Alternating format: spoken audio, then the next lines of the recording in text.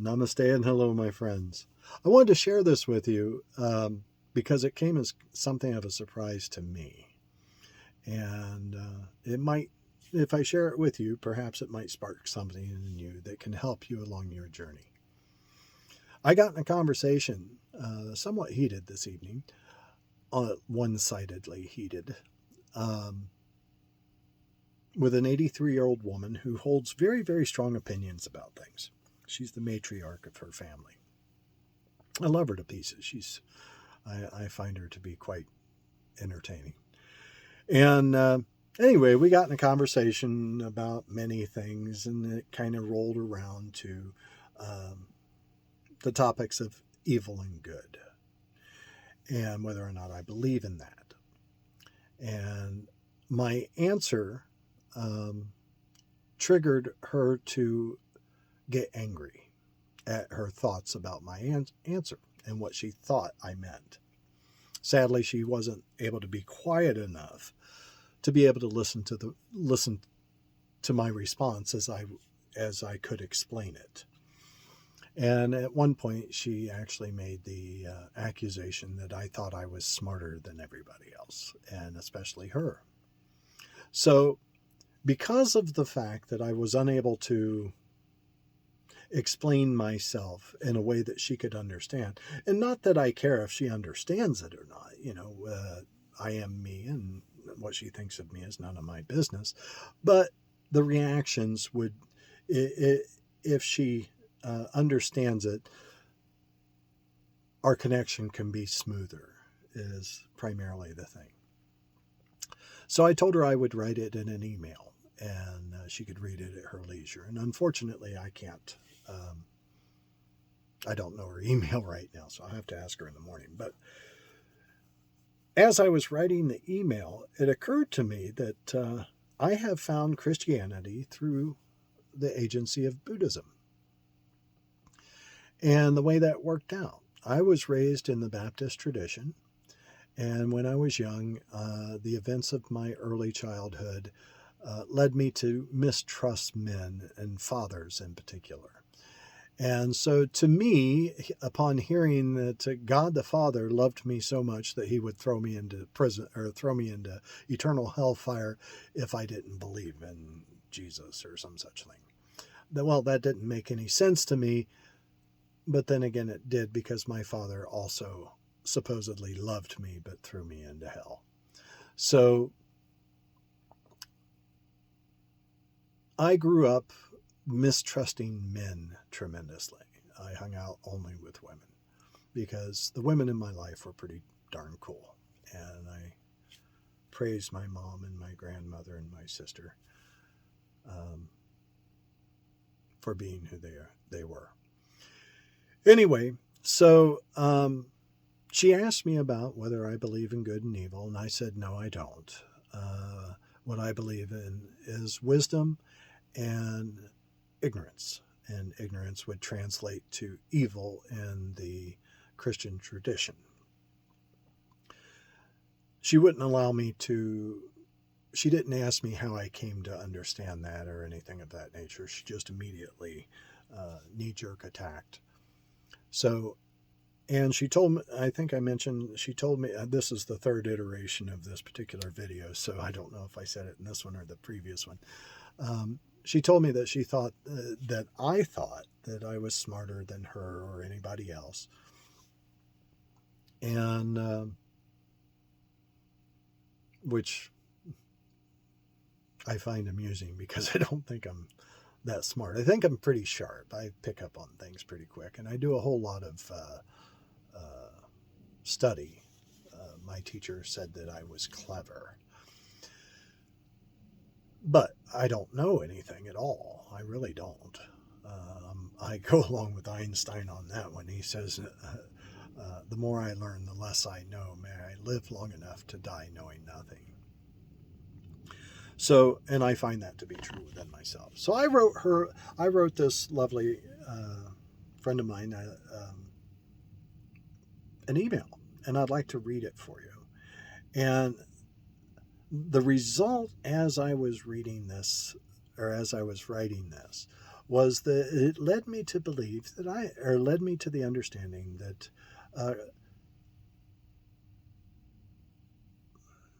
Christ was right.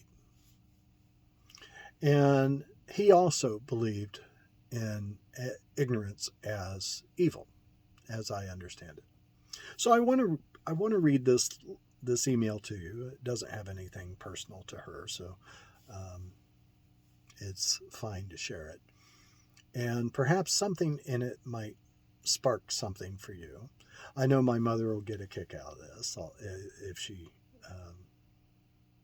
if I don't get too deep in this stuff. She doesn't like it when I get into this heady stuff. I don't consider it heady myself, but whatever. So, sorry, Mom.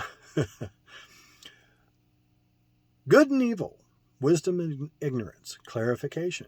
Read if you wish, delete if not. Take what serves, leave what doesn't. A little while ago, you accused me of thinking I was smarter than anybody, and you. I don't have that feeling within me at all. I recognize that we are all working with a different data set, different mental chemistry, different education, different life experiences. Because of this, I believe that comparison of our intelligence cannot be accurately determined.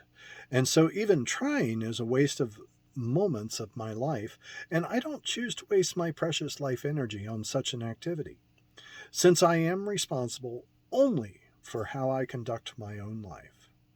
And I am going to have to answer to God. I strive to spend my life being as much like Christ as possible, as I can, although I often fail miserably. Still, I continue to try. What you do with your life is totally up to you, because you will have to answer to your version of God that you believe in. I can't judge what you believe in because we are equally autonomous.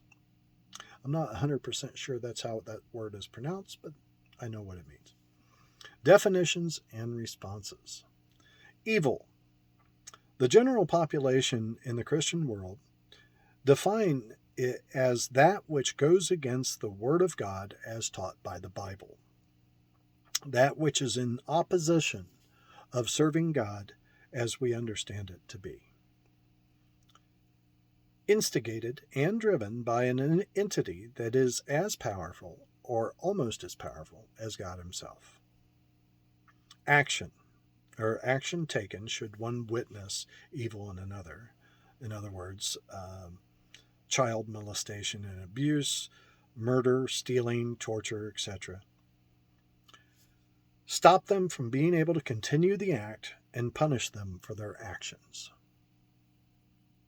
Now, there are a few Christians who don't believe in the punishment aspect of it, but most do, in my experience. Ignorance, my version of evil. The lack of knowledge or the felt sense of one's connection with Source, in other words, God, driven by a deep internal feeling of complete separation from God.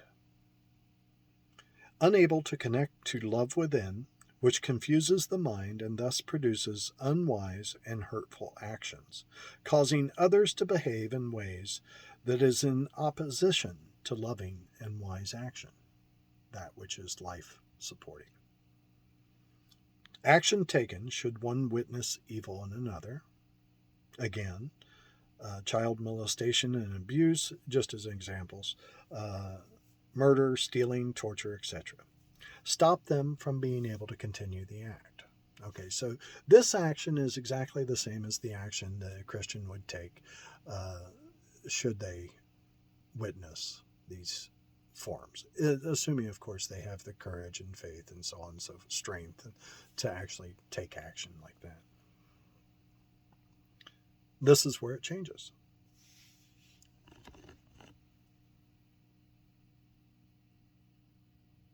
Hang on, I'll get there.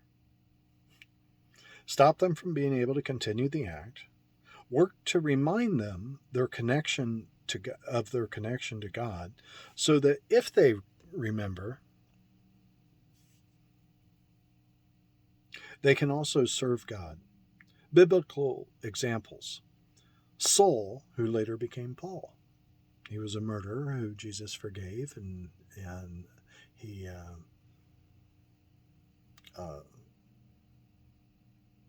had a change of faith. He remembered his connection to God and became Paul, and was thus a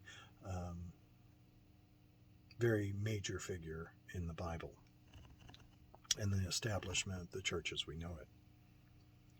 Where are we at here? Jesus himself, after the torture he endured and while hanging on the cross, said, "Forgive them, Father, for they know not what they do." Knowing not what you do is the exact definition of the word ignorance. Jesus said that they know not what they do. They had just committed the worst act of evil in the entire Bible. And Jesus said, "They're ignorant. Forgive them, Father." If Jesus said that, what more can I do? I can't do more than that. I have to accept those words. Now, I've heard this passage debated or preached from the pulpit. And usually they say that, forgive them, Father, they don't know that they're killing the Son of God. I disagree with that statement. I think it's more along the lines of they don't know why they're doing what they're doing. When I get angry, when I was a kid, or a young man, due to situations that were beyond my control at the time, I would get intensely angry and I would break things, and when I was 17, I picked a woman up by the throat, my girlfriend, picked her up by the throat because she had cheated on me or something, and I stuck my fist through the wall beside her. During that time, I had no connection to love. I had no connection to source. I was totally oblivious to anything life-serving, other than the fact that I respected my mother and my grandmother so much that I was able to refrain from hitting her. And after that event, I was so ashamed that I picked up my outfit, my rig, my backpack, and all that, and I walked out the door, and I didn't talk to her again for 40 years. So anyway, moving on. So good. What is good? Actions that are driven by connection to source, in other words, God, following the Word of God as taught by the Bible. Actions which are life-sustaining. Jesus said when asked which were the greatest commandments, love the Lord thy God with all your heart and with all your soul and with all your mind. This is the first and greatest commandment. And the second is like the first. Love thy neighbor as yourself. On these two commandments hang all the law and the prophets. Wisdom. The felt sense interconnection to source, in other words, God. One is conscious enough of the sensations of the body to feel when a thought or action takes one away from their connection to source. So we do our best to think and behave in ways that the still small voice within recommends. Example: if one is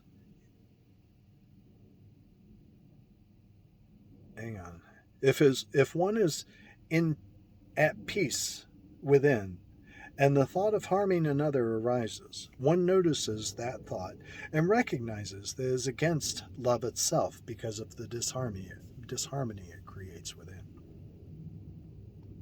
One simply cannot wish harm to someone that we love wholeheartedly. Jesus said, love the Lord thy God with all your heart and with all your soul and with all your mind. This is the first and greatest commandment, and the second is like the first. Love thy neighbor as yourself. On these two commandments hang all the law and the prophets. If you just go with these two, and this is how I've come to believe that I have come to Christ through Buddhism, because this has been the thrust of my life for some period of time now, quite a while, is to cultivate. Knowing that all are sons and daughters of God, treating each person as though they are God in human form. One of the other statements that my friend took exception to was the fact that I said that I see only God. When I look around, that's all I see. This phone, this computer, the bed, the RV around me, the people around me, it's all God to me. There is nothing else. As Mother Teresa said, seeking the face of God in everything, everyone, all the time, and His hand in every happening. This is what it means to be contemplative in the heart of the world. Seeing and adoring the presence of Jesus, especially in the lowly appearance of bread and in the distressing disguise of the poor. She was one who also only saw God, worked hard to serve only God. I strive to that understanding in its fullness.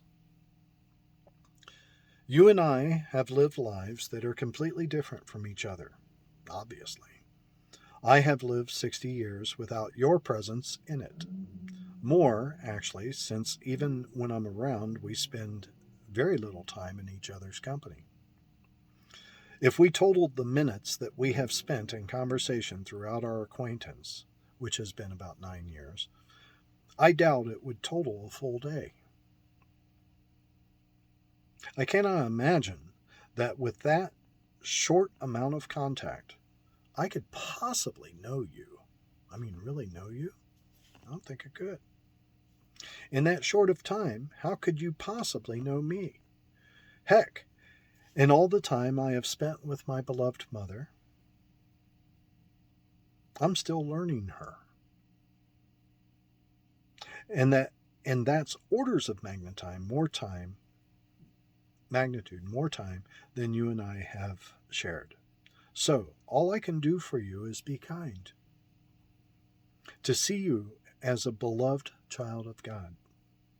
To allow you to be who you show up as from moment to moment and day to day. Recognizing that your struggles to be good as you understand it and within your power, because I have struggled with mine. I work hard to free you inside my own head to allow you to be whoever and however you wish to be from moment to moment. I actually want you to surprise me, if for no other reason than to prove to me that you are not my perception of you, but you are so much more. If you could step inside my body and view my thoughts, you would see that you are safe. No defense need be erected. You are loved and accepted exactly as you are, even when we disagree.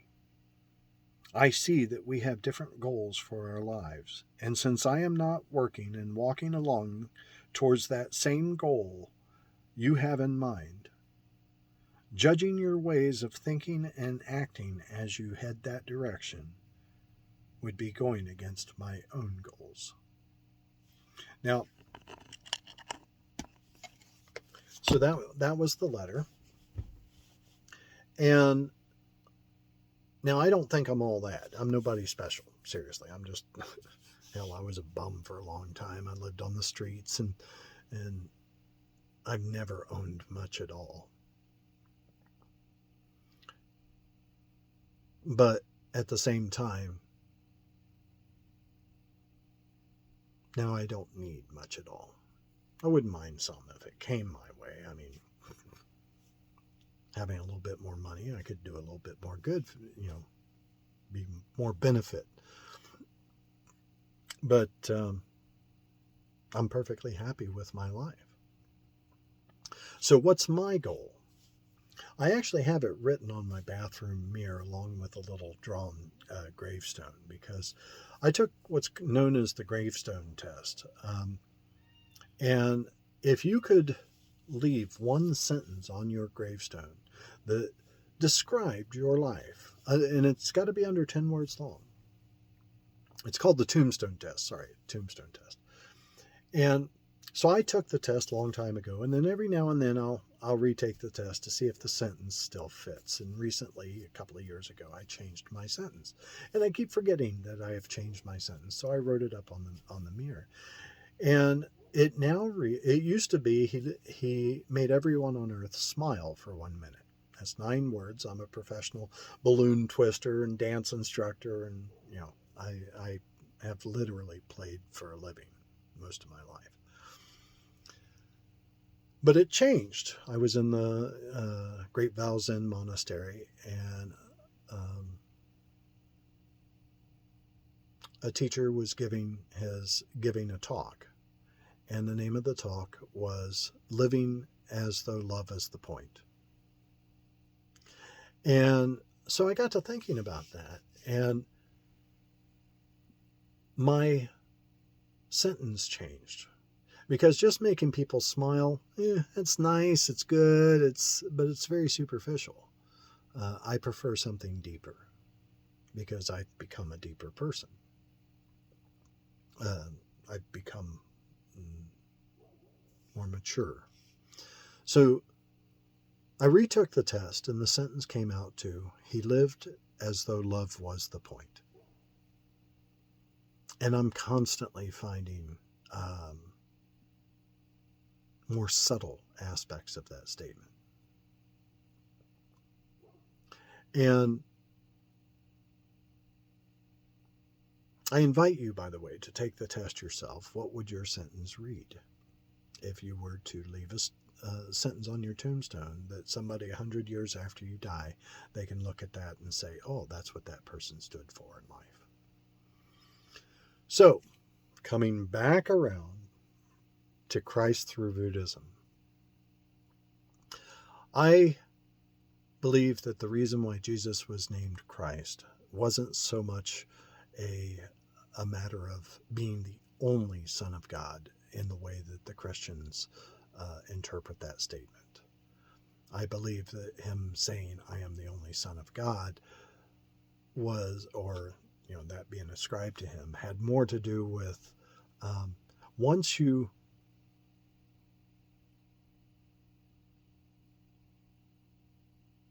understand that there is nothing but God, then you are everything, and everything is the only Son of God.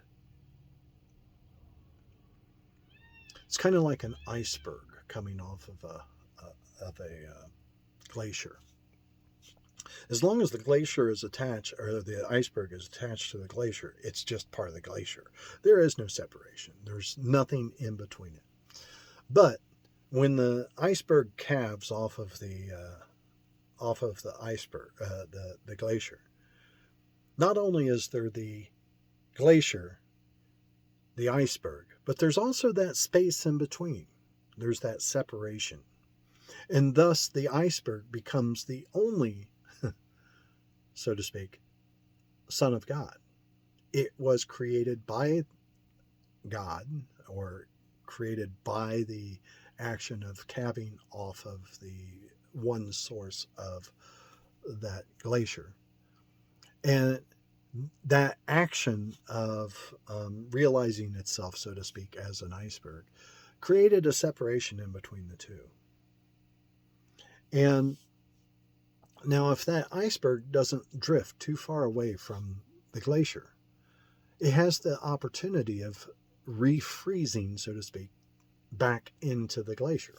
So it becomes one with that, with its source once again. And I believe that's what Jesus was teaching, was that if you don't stray too far away from God, if you strive to stay near God, eventually what will happen is you'll refreeze, more or less. You'll reconnect in an extremely deep way. with God. Now, I don't often use the word God in describing things because we can argue over whose God is who. I mean, there's all kinds of wars that happen because my God is better than your God, or my God's the only true God and your God sucks, or whatever, you know. So I often use the word universe instead of God. So I'll say, you know, like the universe has no idea how to wrap presents. It always wraps the best presents in the worst possible wrapping. But what I'm actually saying there is God has no idea how to wrap presents. But you see, the word universe, let's argue over that. My universe versus your universe. We going to go to war over that one? I don't think so. It's not worth the effort. I have an interesting big creature flying around here, one of those mosquito hawks. Keeps bumping me and going, he's having fun just flying over top of the camera. Anyway, well, I don't know if he's having fun, but yep, there he goes. Was it photobombing? Anyway, so I just wanted to share that. Buddhism doesn't say that Jesus wasn't God, or that God itself, that one source, exists or doesn't. It leaves that up to the individual to discover for themselves. That's why Buddhism doesn't proselytize, because I can't tell you God exists and have you believe it without actually experiencing it for yourself, because then you won't believe it. Then you won't know it. You'll just believe it, and belief implies doubt. I heard one time that belief is nothing more than a thought pattern that's repeated over and over again. So, although I probably won't be going back to the Christian church, because, like I say, I don't agree with the way Christianity is taught.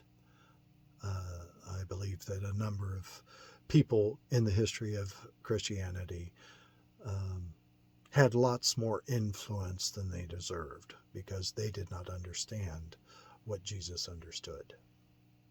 I could be wrong about that. What the heck do I know? I'm here. I'm only 60 years old. I wasn't around back then. But that's just what it seems like to me, and I'm allowed to think that. So, anyway, half an hour I've been at this jazz. Actually, more than half an hour because, like I say, this is my third iteration of this video. The first two were about 6 minutes long each. And I made big mistakes. My computer died. And so I just said, the heck with it. Try again. So I hope something in this video touched you in some way, and it helps you along your path and helps you to find some inner peace and some joy and more acceptance and so on and so forth. And if not, like I said at the beginning of the letter, take what you want, leave the rest.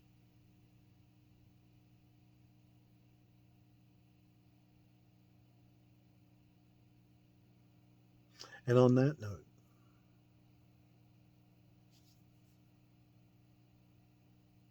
I wish you the very best that life has to offer. May you be free from fear. May you be free from strife. May you be healthy, happy, and whole. May you get 99% of everything you want. And the only reason for 99% instead of 100 is we have to have some reason to stay on the planet if we are going to serve other beings here. Blessings.